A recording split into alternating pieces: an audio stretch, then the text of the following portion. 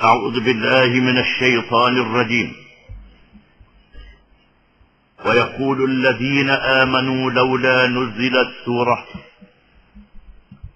فإذا أنزلت سورة محكمة وذكر فيها القتال رأيت الذين في قلوبهم مرض ينظرون إليك نظر المغشي عليه من الموت فأولى لهم طاعة وقول معروف، فإذا عزم الأمر فلو صدقوا الله لكان خيرا لهم. فهل عسيتم إن توليتم أن تفسدوا في الأرض وتقطعوا أرحامكم؟ أولئك الذين لعنهم الله فأصمهم وأعمى أبصارهم، أفلا يتدبرون القرآن أم على قلوب أقفالها؟ إن الذين ارتدوا على أدبارهم من بعد ما تبين لهم الهدى الشيطان سول لهم وأملى لهم، ذلك بأنهم قالوا للذين كرهوا ما نزل الله سنطيعكم في بعض الأمر والله يعلم إسرارهم. فكيف إذا توفتهم الملائكة يضربون وجوههم وأدبارهم؟ ذلك بأنهم اتبعوا ما أسخط الله وكرهوا رضوانه فأحبط أعمالهم.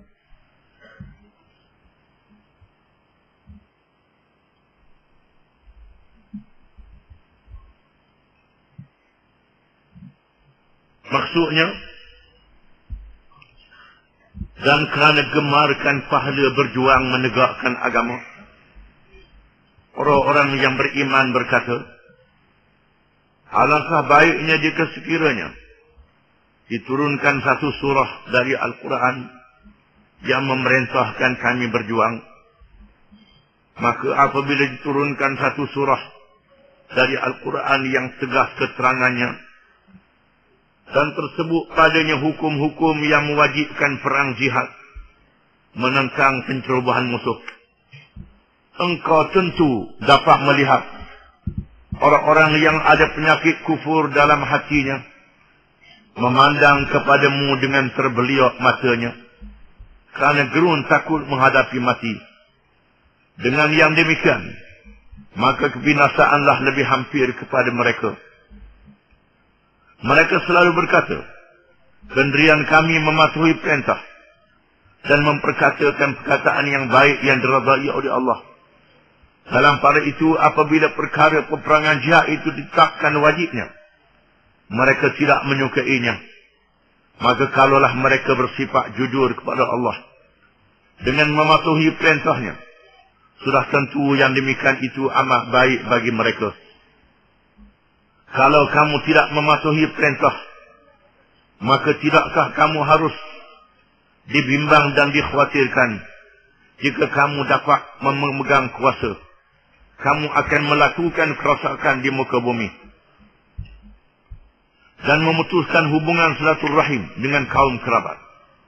Orang-orang yang melakukan perkara-perkara yang tersebut, merekalah yang dilaknat oleh Allah, serta ditulikan pendengaran mereka dan dibutakan penglihatannya.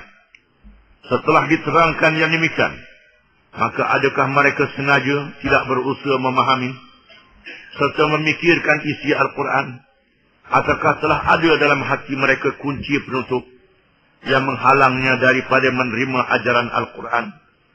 Sesungguhnya orang-orang yang telah berbalik kepada keingkaran mereka, sesudah terang nyata kepada mereka kebenaran petunjuk yang dikemukakan kepadanya, syaitanlah yang memperdayakan mereka berlaku demikian, serta memanjangkan angan-angan mereka. Berlakunya yang demikian ialah kerana mereka berkata kepada orang-orang yang tidak menyukai perkara yang diturunkan oleh Allah, kami akan patuh pada kamu, dan setengah perkara yang berhubung dengan menentang Muhammad dan pengikutnya itu, sedang Allah mengetahui akan segala perkataan dan perbuatan yang mereka sembunyikan. Kalaulah mereka terlepas sekarang dari bencana kejahatan mereka itu, maka bagaimanakah mereka akan menolak azab seksanya apabila malaikat mengambil nyawa mereka sambil memukul muka dan punggung mereka. Kematian mereka dalam keadaan yang buruk itu kerana mereka menurut serta melakukan perkara-perkara yang menyebabkan kemurkaan Allah. Dan mereka pula membenci perkara-perkara yang dirazainya. Oleh itu Allah menggugurkan amal-amal mereka yang baik yang pernah mereka lakukan.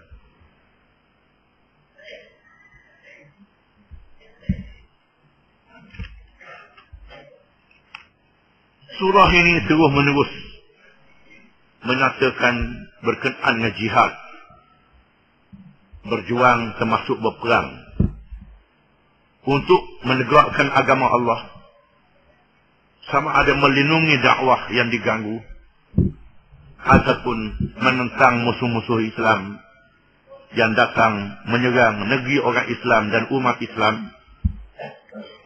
Oleh kerana itu ulama menamakan juga surah ini dengan suratul Qital, surah peperangan. Bukan saja surah Muhammad, bukan surah peperangan. Kerana surah ini penuh dengan ayat-ayat yang berkait dengan peperangan.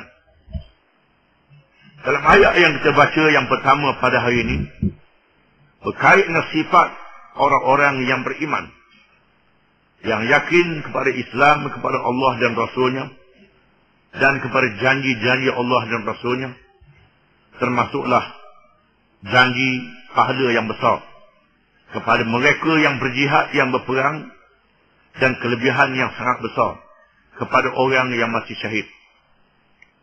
Wa yaqulu alladhina amanu laula nuzilat suratun, dan berkatalah oleh orang-orang yang beriman, yakni dengan iman yang ikhlas, yang bersih, yang suci kerana Allah dan bersama dengan Nabi Muhammad sallallahu alaihi wasallam dan bersama dengan Islam di zaman Nabi dan sehingga hari ini dan sehingga hari kiamat. Selagi ada orang ini, laula nuzilat suratun, mengapa tidak disurunkan surah, yakni surah Al-Quran yang memerintah supaya kita berperang untuk menentang musuh-musuh Allah. Fa idza unzilat suratun muhkamatun wa dzikra fiha al-qital, maka apabila diturunkan surah yang muhkam, yang muhkamah ialah yang hukumnya berterusan, yang hukumnya tegas dan nyata.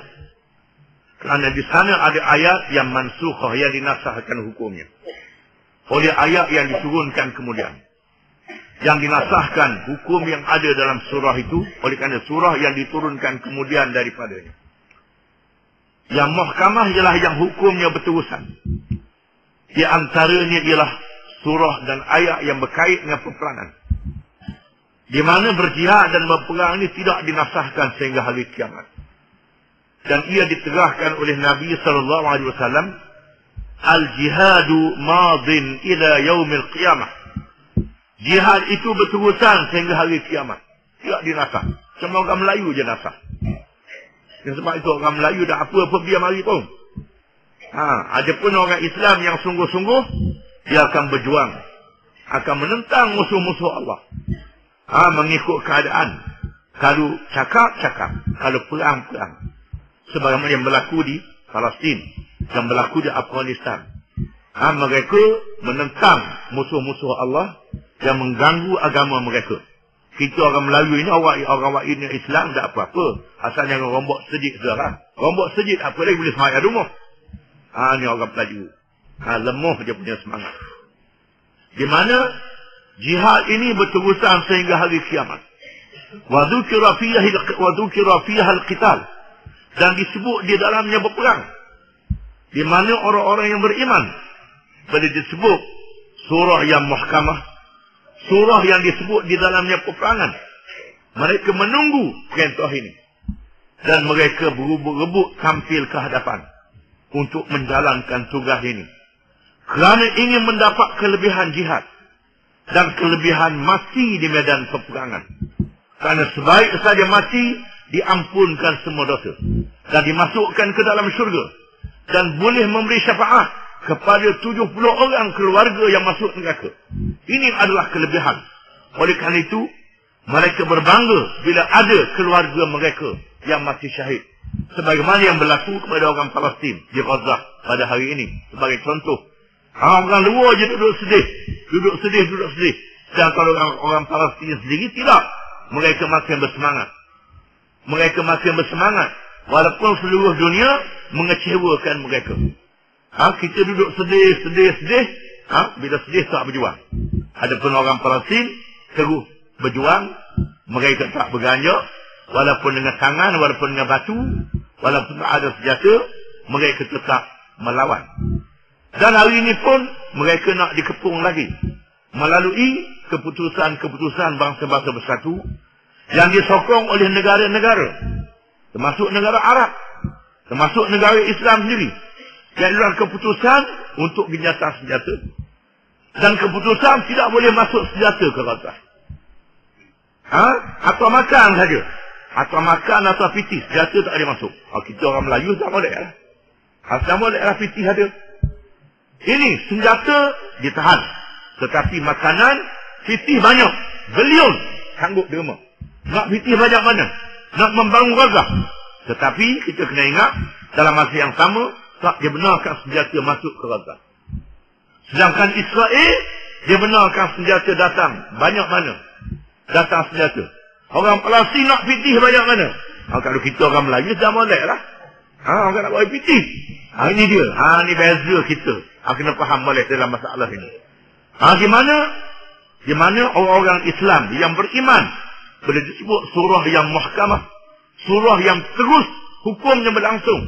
Walaupun berperang, mereka akan bersemangat. Ra'aita alladhina fi qulubihim maradun yanzuruna ilaika nazaral maghshi alaihi minal maut. Engkau akan melihat, wahai Muhammad, orang-orang yang ada di dalam hati-hati mereka penyakit, iaitulah orang-orang munafik. Kalau dengar Nabi baca surah yang memerintahkan peperangan, kamu kena pergi berperang, engkau akan lihat orang-orang munafik ini yang zuruna ilaik nazaral maghshi alaihi minal maut. Mereka akan memandang kepadamu dalam keadaan mata yang terbeliak, nak tenggelam mata hitam, macam orang nak hitam, nak mati kerana ketakutan. Orang yang beriman, bila dengar surah yang berkait dengan peperangan, mereka akan naik semangat, berebut-rebut nak menjalankan tugas ini. Berebut nak menjalankan tugas ini.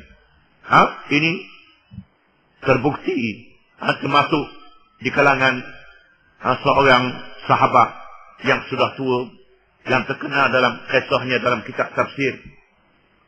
Seorang sahabat yang sudah tua, apabila Muawiyah bin Abi Sufyan di zaman kerajaan Umayyah menyediakan tentera laut, iaitu tentera laut yang pertama dalam sejarah Islam.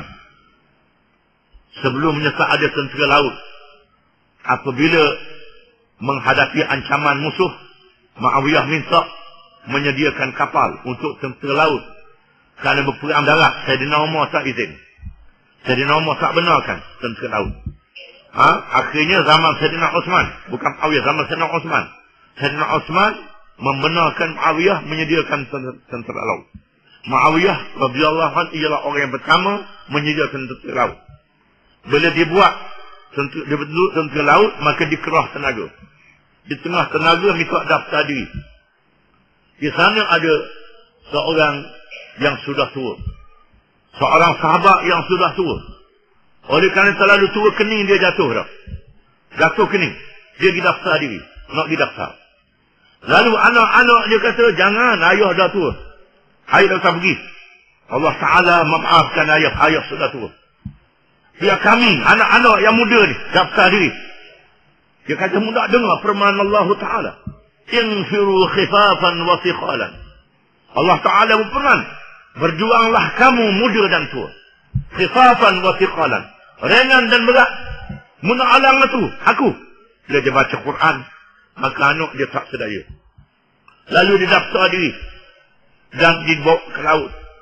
dibawa ke laut, mengharungi lautan. Dan orang Arab tahu saja dah biasa dengan laut. Dia mabuk macam-macam sekali lah, tak pernah naik kapal. Dan orang tua ni mati di tengah laut. Mati dalam pelayaran di laut. Lalu walaupun mengikut hukum syarak, orang yang mati di laut ni boleh dibuang dalam laut. Boleh dikebumikan dalam laut, mengikut hukum syarak boleh.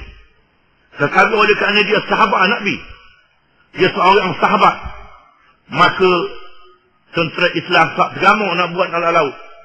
Lalu mereka mencari daratan, mencari pulau. Mereka berlayar berminggu-minggu. Berminggu, tiba-tiba jasadnya tidak berubah. Jasadnya tidak bau dan tidak berubah.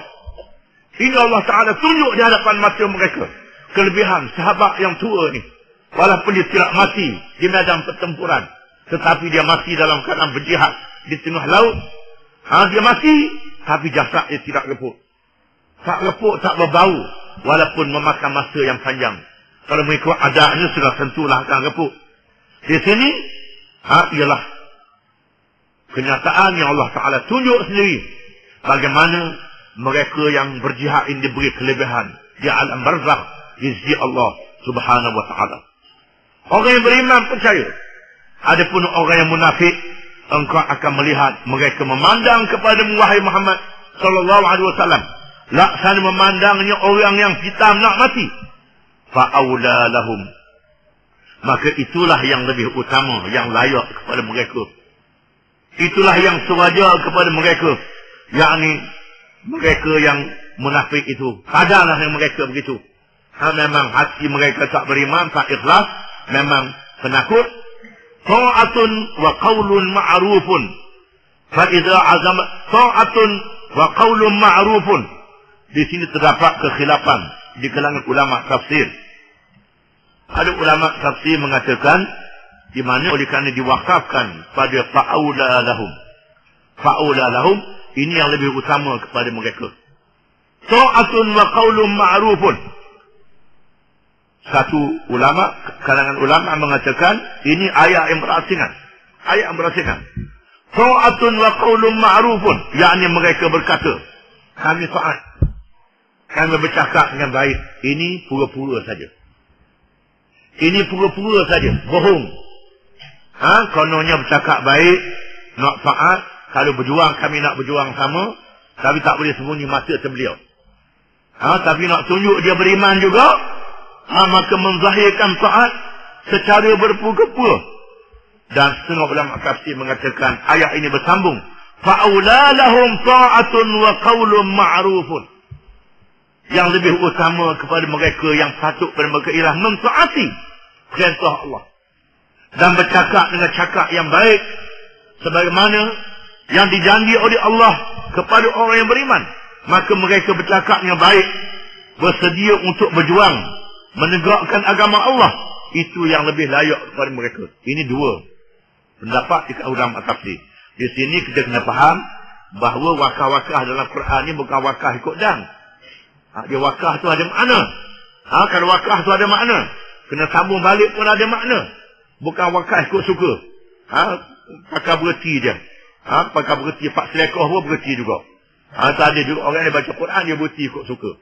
Ini dia berhenti ni awal bukan saja dalam ilmu tajwid, bahkan dia ada kaitan dengan ilmu tafsir. Wakah ni ada memberi makna. Kalau wakah makna lain, kalau wasal maknanya lain. Kalau diwasal fa'aula lahum, maka lebih aula kepada orang munafik itu dalam keadaan penakut, dalam keadaan pengecut, sebeliau mati macam nak pitang kalau berhenti situ. Kalau diwasal fa'aula lahum ta'atun wa qawlun ma'ruf, maka lebih utama kepada mereka mentaati perintah Allah dan bercakap dengan cakap yang baik. Itu lebih utama kepada mereka. Fa idza azama al-amru falau sadaqallaha lakana khairan lahum. Maka apabila diputuskan secara wajib berperang, maka hendaklah menerima dengan taat, menerima dengan baik, menerima dengan hati yang terbuka, Dan bercakap dengan baik, jangan menghina perintah Allah Ta'ala. Bercakap dengan cakap yang penuh semangat, bersedia sebagaimana yang ditunjukkan oleh Sa'ad bin Mu'adz radhiyallahu an apabila peperangan Badar dan tentera Islam hanya 313 orang, tentera musyrikin 1000, jumlahnya berlipat kali ganda. Macam mana nak buat? Jumlah tentera musyrikin berkali ganda pada tentera Islam. Lalu Nabi bersabda, apa pandangan kamu? Apa pendapat kamu? Kata Sa'ad bin Mu'adz, ya Rasulullah. Kata Al-Miqdad bin Al-Aswad, bukan Sa'ad, Al-Miqdad bin Al-Aswad berkata, ya Rasulullah, ma naqulu kama qala banu Israel li Musa, idhhab anta wa rabbuka faqatila inna hahuna qa'idun, walakinna naqul idhhab anta wa rabbuka faqatila inna ma'akuma muqatilun. Wahai Rasulullah, kami tidak berkata sebagaimana Yahudi Bani Israel berkata kepada Nabi Musa. Nabi Musa ajak berperang, orang Yahudi berkata, wahai Musa, pergilah mu dengan Tuhanmu. Kami dah duduk sini, kami tak mau pergi. Kami tak kata begitu Rasulullah, tapi kami kata Rasulullah, pergi, kami akan bersama dengan Allah dan Rasul. Di mana saja, kata Sa'ad bin Mu'adz, Rasulullah, kami dah berjaya nak ikut Rasulullah, nak berjuang bersama Rasulullah, maka kami ikut. Mana saja Rasulullah nak pergi, kami ikut. Walaupun di tempat yang jauh, tak tahu berapa jauh pun, kami akan sanggup ikut. Ini ialah qaulun ma'rufun. Cakap-cakap yang baik. Ta'atun ta'at wa qaulun ma'rufun. Dan cakap yang baik yang diucapkan oleh mereka yang beriman. Bila Allah Ta'ala mewajibkan peperangan kepada mereka. Kerana mereka beriman benarnya agama Islam. Dan mereka beriman bahawa syurga adalah benar. Neraka adalah benar. Nak masuk syurga, mati syahid. Nak lepas pada neraka, yang paling mudahnya ialah mati syahid. Untuk menegakkan agama Allah. Falau sadaqullaha lakana khairan lahum.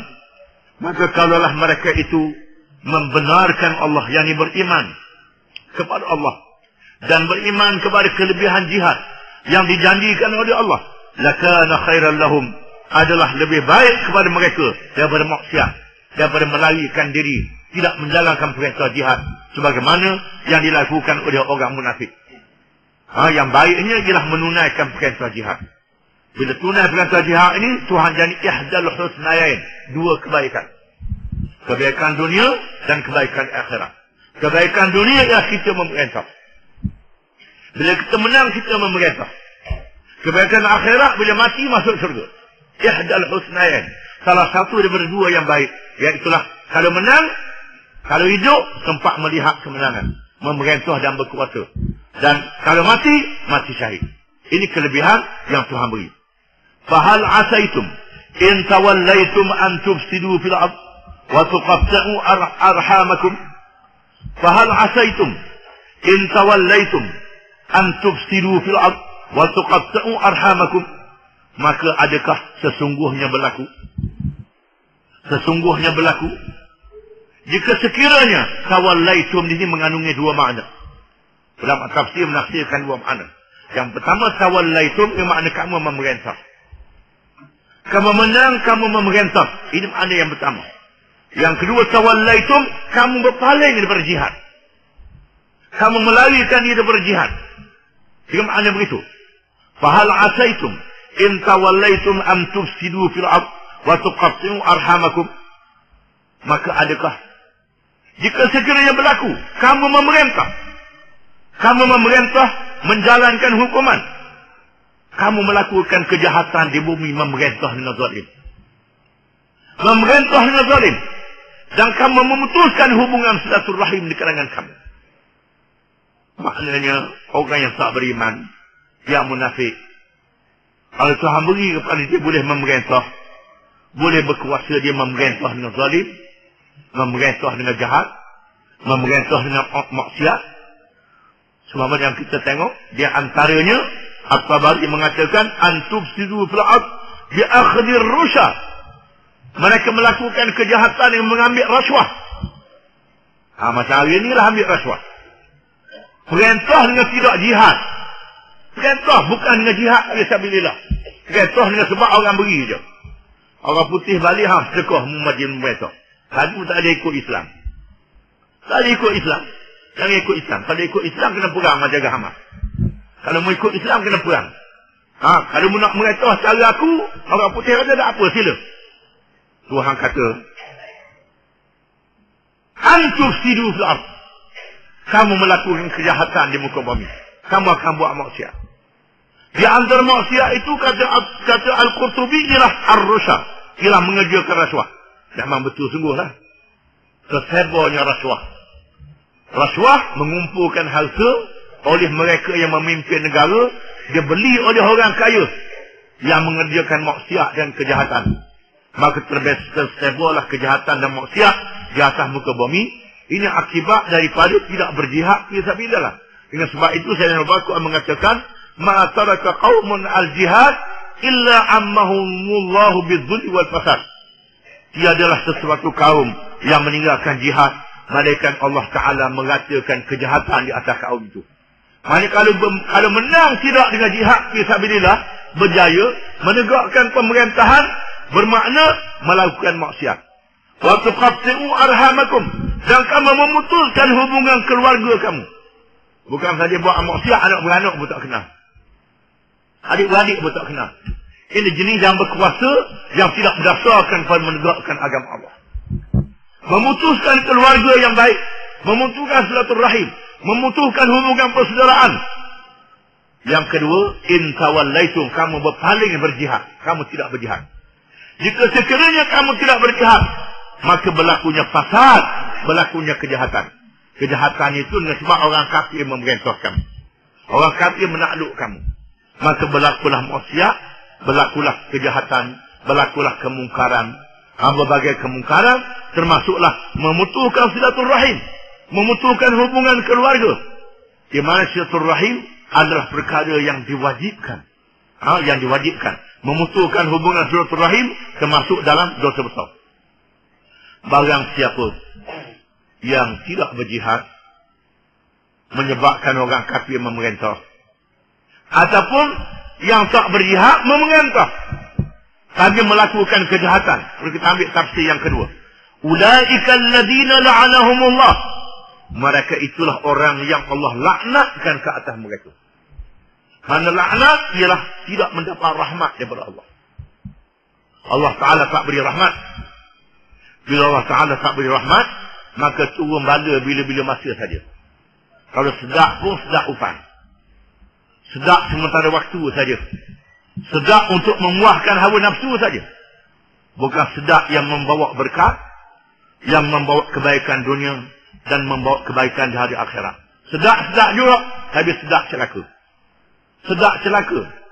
Itulah akibat mereka yang tak dapat rahmat daripada Allah. Bukan sekadar Allah Ta'ala laknat, fa'asammahum, maka Allah jadikan pekak telinga mereka. Orang cakap betul pun tak mendengar. Orang cakap betul, orang ceramah cerita betul pun tak mendengar. Dia nampak tak molek, walaupun kita terang dengan ayat Quran, terang dengan hadis Nabi, terang dengan hujah-hujah yang kuat, tak mau ikut. Tuhan jadikan telinga pekak, tak mendapat hidayah. Ini sangat malam.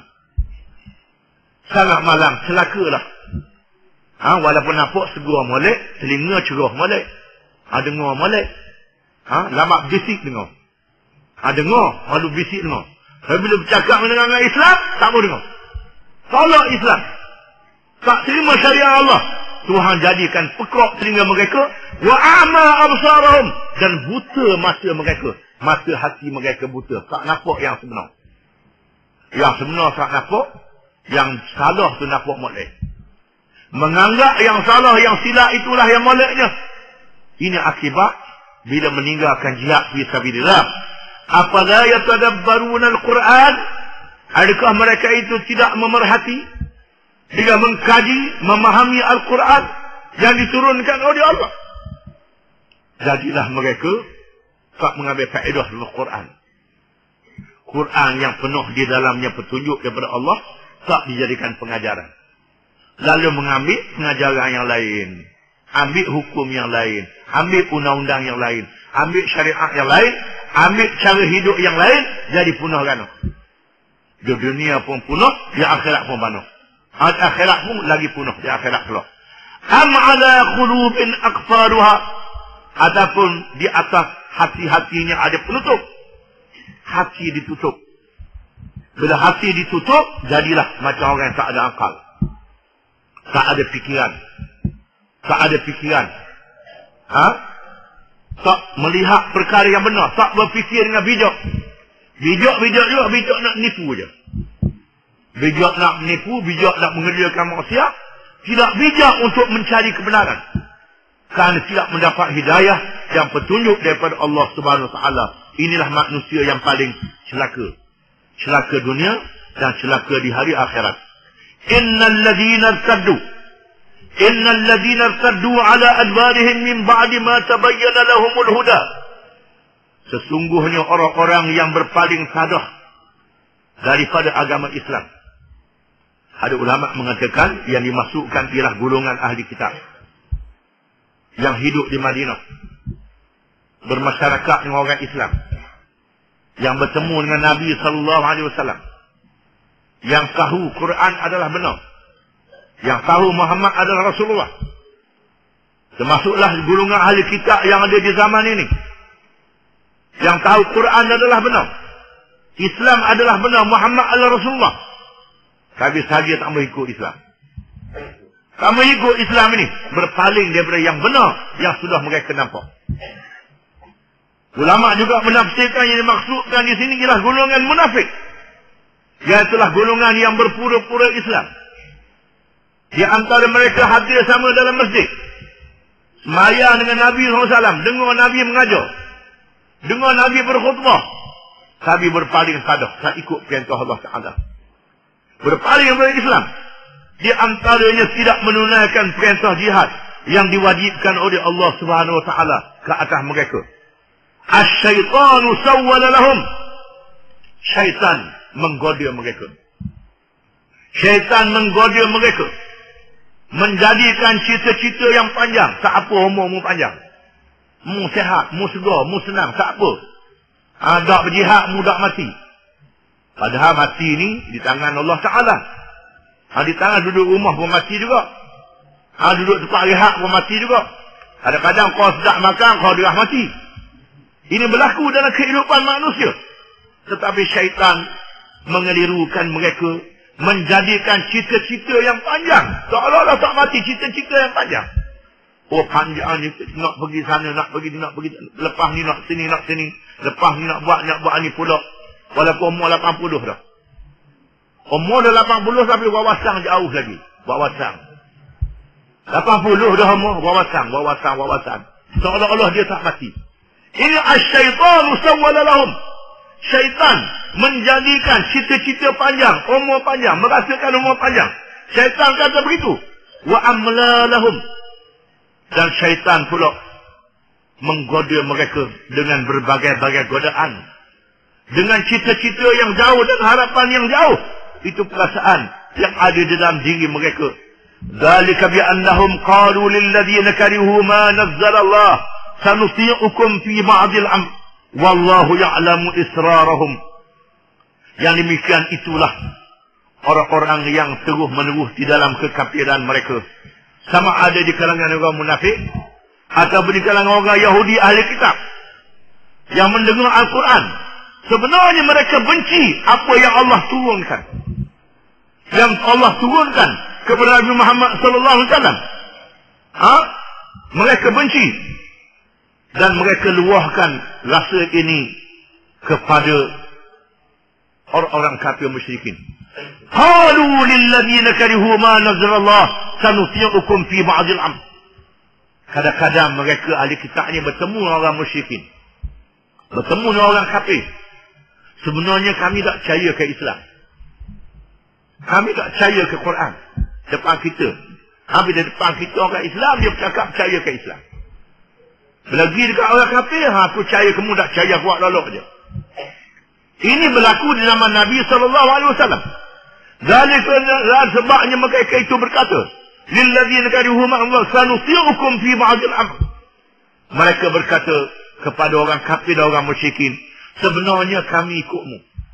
Bahkan ada di antara mereka dengan berani pergi ke Mekah, bertemu dengan pemimpin Mekah Abu Sufyan, yang belum masuk Islam. Berpakat dengan Abu Sufyan menubuhkan badan tentera Ahzab untuk menyerang Nabi SAW. Berpakat dengan tentera Ahzab, panggil kabilah Arab bergabung untuk membina kekuatan.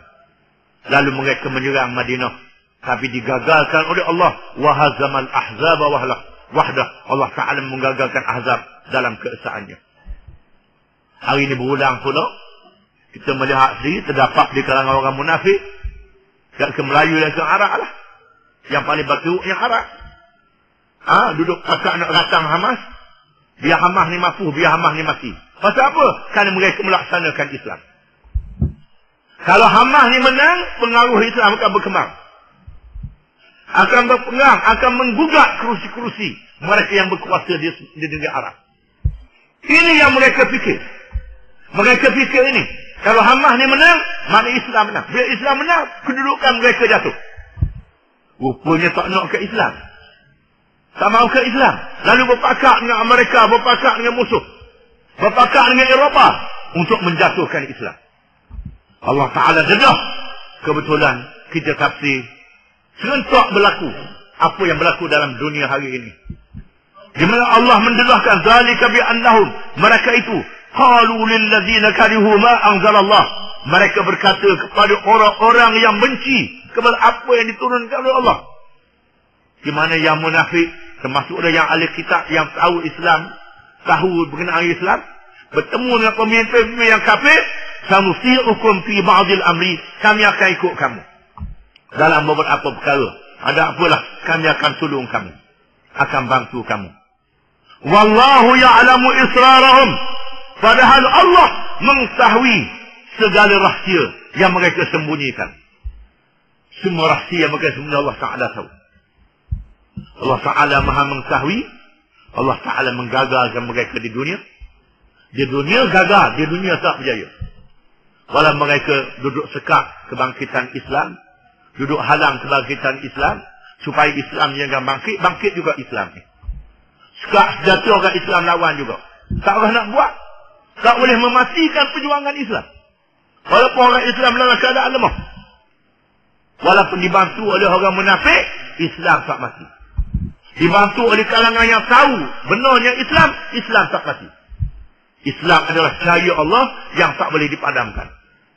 Setunya Allah Ta'ala sebut, bila mereka mati pok-pok ni, fakaifa idza tawaffathumul malaikah, maka bagaimanakah apabila malaikat mencabut nyawa-nyawa mereka untuk diwafatkan. Bila mari malaikat yang menjaga urusan mati, yang dipimpin oleh Malakul Maut Israel, yang menjaga urusan kematian, yang ditugaskan untuk mencabut roh orang yang mati. Puak-puak yang munafik yang jahat ni jaga, bila mereka mati, yadribuna wujuhahum wa adbarahum, malaikat akan memukul muka-muka mereka dan belakang-belakang mereka. Bukan saja nyawa mereka dicabut, kena terajang, ditampar dan diterajang oleh malaikat. Diterajang, ditampar muka mereka, dan diterajang dan dipukul belakang mereka. Maknanya mereka tak boleh melarikan diri. Kalau hadap, kena tampar muka, kena gocoh muka, kena terajang muka. Kalau lari, belakang pula. Tak boleh melarikan diri. Mereka dipukul oleh malaikat. Ini adalah alam ghaib yang kita tak nampak. Tapi Allah Ta'ala cerita, maka kita wajib beriman, wajib percaya. Di sana ada malaikat-malaikat yang menyeksa orang munafik, yang menyeksa orang kafir, yang menyeksa orang yang lawan Islam. Bila mereka meninggal dunia, ketika dicabut nyawa mereka, ketika dicabut roh mereka, belum masuk kubur kena dah. Dalam kubur kena lagi pula. Belum masuk kubur, masa nak cabut nyawa tu kena dah. Mereka yang mempermain-mainkan Islam ni sudah kena pada awal lagi. Zalika bi annahum ittaba'u ma askhata Allah wa karihu ridwanahu fa ahbata a'malahum. Sebabnya ialah kerana mereka itu mengikut apa yang telah dimurka oleh Allah. Mereka ikut apa yang Allah Ta'ala murka. Ikut maksiat, ikut jahat, ikut benda yang haram, ikut rasuah, ikut judi, ikut benda yang mungkar, ikut zalim. Benda yang Allah Ta'ala murka, lawan Quran, Allah Ta'ala murka. Wa karihu ridwana, dan mereka benci kepada keadaan Allah. Mereka benci kerajaan Allah kan nak kerajaan manusia. Nak manusia suka, bukan Allah Ta'ala suka, tidak. Kita kat Islam ni kena cari kerajaan Allah. Sabda Nabi SAW, Man intamasa bidallahi bisaqatin nas, saqitallahu alaihi wa ardu anhu nas. Wa man intamasa saqitallahu alaihi wa asqata alaihi nas. Sesiapa yang mencari kerajaan Allah dan dia naknya Allah Ta'ala redha pada dia, maka Allah Ta'ala redha, dan akhirnya Allah Ta'ala akan jadikan manusia redha ke dia. Walaupun hari ni orang marah, akhirnya orang redha ke dia. Kalau tak masa hidup, masa dia mati, rupanya dia kata hari itu betul sungguh. Allah Ta'ala redha, dan Allah Ta'ala jadikan manusia redha pada dia.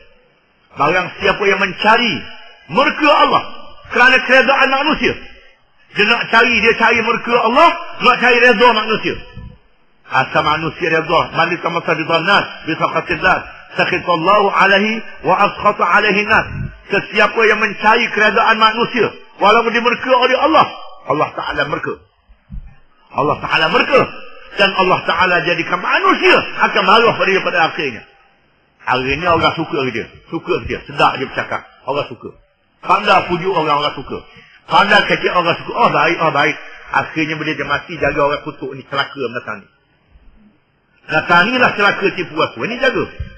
Orang yang cari keredaan manusia walau dimurka oleh Allah, jaga Tuhan murka, manusia pun marah. Kata-kata kita cari keredaan Allah, walaupun orang marah, tak apa, kita sabar orang marah. Sabar dulu. Akhirnya Allah Ta'ala redha, dan manusia pun redha pada kita pada akhirnya. Kena sabar. Islam ni payah sikit. Itu ujian. Tapi buat-buat munafik ini benci pada keredaan Allah. Dia nak keredaan manusia. Fa'ahbata a'malahum. Maka Allah menghapuskan amal-amal baik mereka. Semua amal baik yang mereka buat di atas dunia, buat masjid Mekah. Termasuk buat masjid Mekah, Tuhan hapuskan pahalanya. Apa lagi buat masjid lain? Buat masjid Mekah pun Tuhan hapus pahala dia. Buat masjid Krista apa sangat barang sangat. Ni buat masjid Mekah. Kalau dia buat bukan akhirnya Tuhan tolong. Walaupun dia buat masjid Mekah, Tuhan tolong amalan dia. Bahkan amalan dia membantu orang, menolong orang, sedekah orang, Tuhan tolong, tak ada pahala. Termasuklah juga dia mengadakan hubungan silaturahim. Dia menghubungi keluarga dan anak beranak. Keluarga dan anak beranak, nak kecek keluarga dan anak beranak. Sebab keluarga dan anak beranak jadi sesak. Kononnya hubungan silaturahim. Semua silaturahim itu tak ada pahala di sisi Allah Ta'ala. Kerana mencari keredaan manusia, tak mencari keredaan Allah. Oleh kerana itu kita ala bersama dengan menegakkan agama Allah. Walaupun kita susah, walaupun kita payah, walaupun kita dibenci oleh orang, akhirnya Allah Ta'ala kasih, dan manusia kasih pada kita pada akhirnya. Wallahu a'lam.